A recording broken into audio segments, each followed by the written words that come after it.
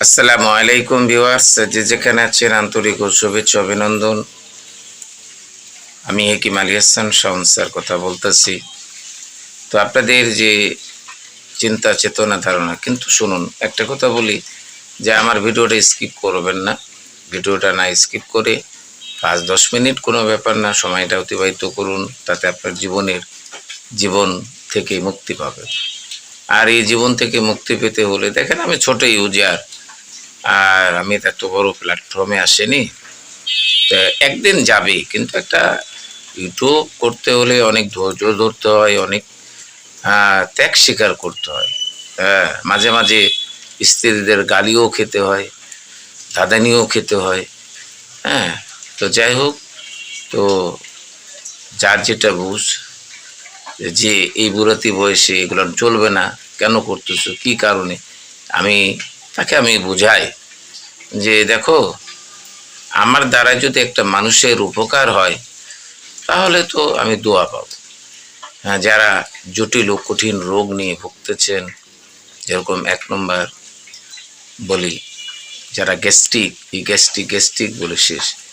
আপনি সারা রাত্রি কি করবেন, আপনি এই গ্যাসের জন্যে মেথি নেবেন, মেথি ভিজিয়ে রাখবেন, সারা রাত ভিজে যাবে, সকালবেলায় উঠে আপনি পানিটা সেবন করবেন, বেশ কয়েকদিন করেন, দেখবেন আপনার গ্যাস্ট্রিকের বড়ি লাগবে না। আর এই গ্যাস্ট্রিকের বড়ি এমনি 2 বছর খেলে অনেক রোগের সৃষ্টি হয়, সেক্স পাওয়ার চলে যায়, অনেক অনেক অনেক, যেরকম calcium, calorie, albumic acid, sugar, potassium, অনেক বডির ভিতরে অনেক শর্ট খেয়ে যায়।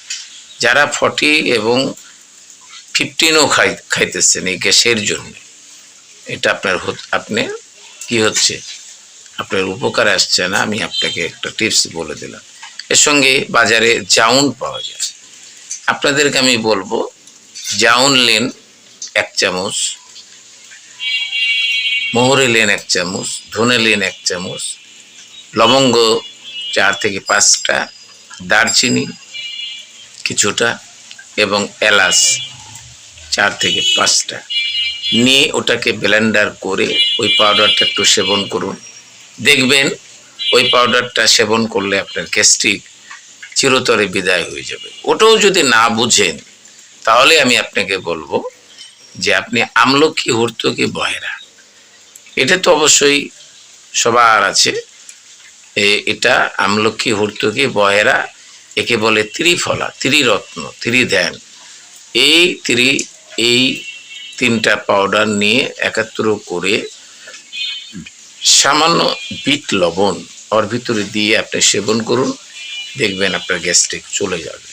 এবার নম্বর 2 আসা যাক, যারা এই শরীর ব্যথার জন্য ক্যালসিয়াম, বিভিন্ন তেল, বিভিন্ন কিছু যে যা বলতেছে করতেছেন, দেখেন বয়স হয়ে গেলে বা আমাদের শরীর থেকে যদি কোনো শুক্রাণু, কোনো জীবাণু বা কোনো অংশ যদি কম হয়ে যায়, শরীর ব্যথা হয়।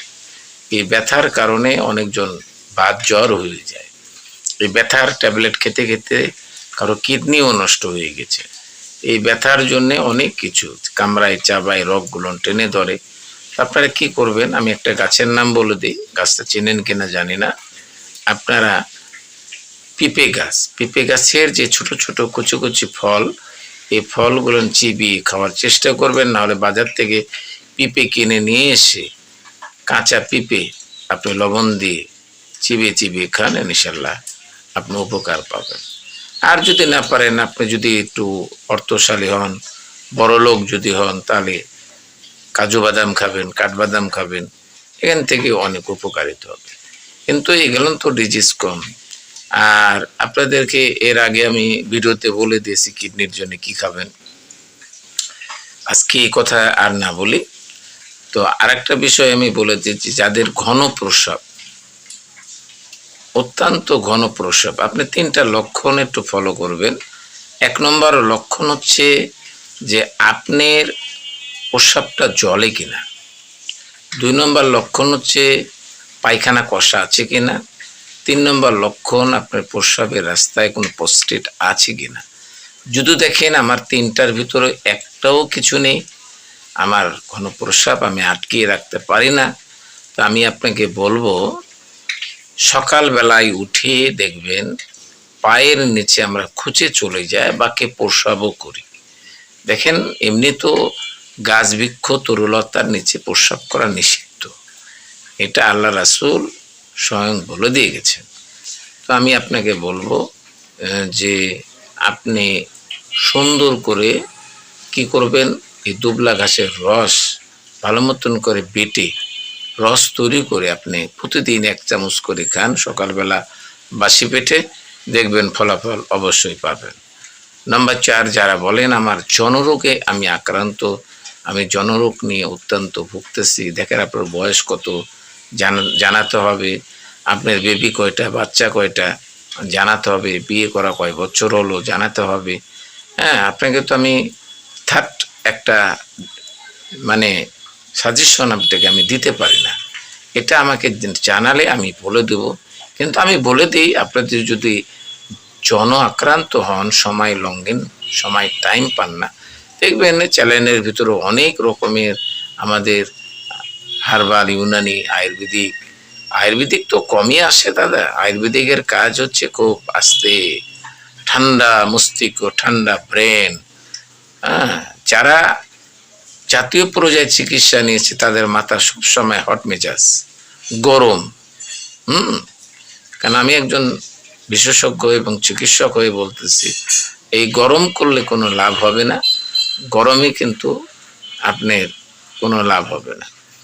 এই জনরোগের জন্য আলকুশির বীজ বাজারে কিনতে পাওয়া যায়, ওটা যদি না পান ভুঁই কুমড়া, ওটাও যদি না পান তাহলে শিমুলমূল, ওটাও যদি না পান তাহলে অশ্বগন্ধার চূর্ণ 4 চামচ আর 1 চামচ করে প্রতিদিন দুধ দিয়ে আপনি খান, 1 মাস ইনশাল্লাহ সেরে যাবে। উত্তরটা আপনারা অবশ্যই পেয়ে গেছেন।